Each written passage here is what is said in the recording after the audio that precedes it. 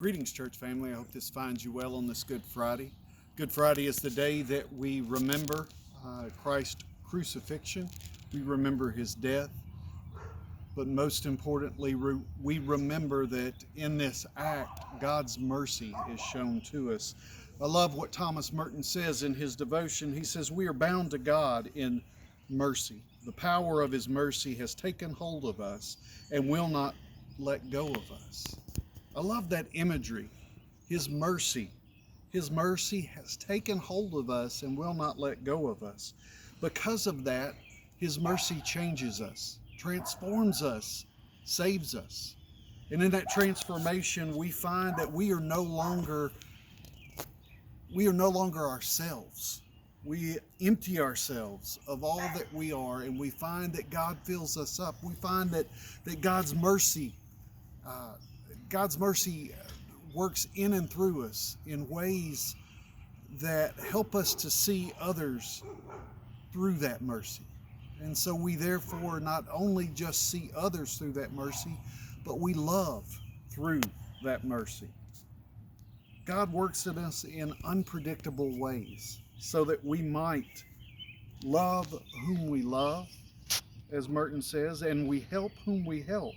But it's not according to our plans, but rather it's according to the measure laid down for us in God's hidden will, which knows no measure. I love that. Which knows no measure. God's mercy, God's will, knows no measure, so that we find ourselves transformed in this day. And as we go from the death of Christ, in which we find silence,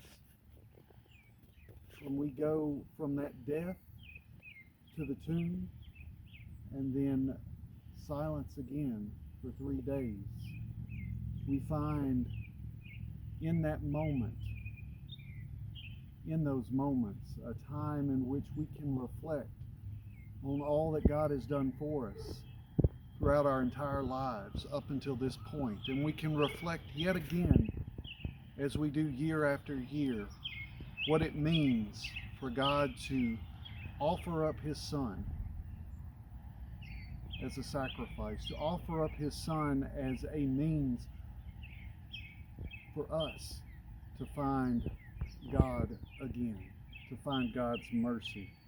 We are no longer strangers. We are no longer aliens. And yet, that is what we are numbered among, as strangers and aliens. Mercy has not only robbed us of our reason, but declassified us along with everyone else in the sight of God. Thus we have no home, no family, no niche in society, and no recognizable function. Nor do we ever appear to be especially charitable. But we cannot pride ourselves on virtue. Mercy has apparently robbed us of all that. For he who lives by the mercy of God alone shall have nothing else to live by, only that mercy.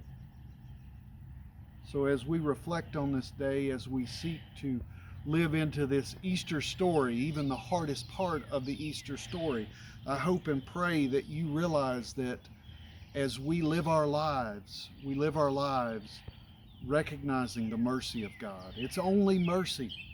It's only that mercy that comes from God that we find life. It's only that mercy that comes from God that we find our purpose.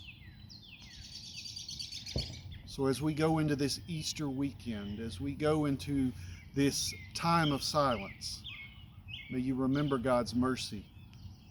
May you remember his love, and may you seek to share that with one another. I invite you to hear these words, this prayer that Merton wrote. I can spend my whole life meditating on your innocence as you accepted this death as a fulfillment of the Father's creative love on behalf of all beings. Your way promises paradise to those who give up everything to love and be merciful to all beings. Help me to follow you. Give me the courage to love. Amen.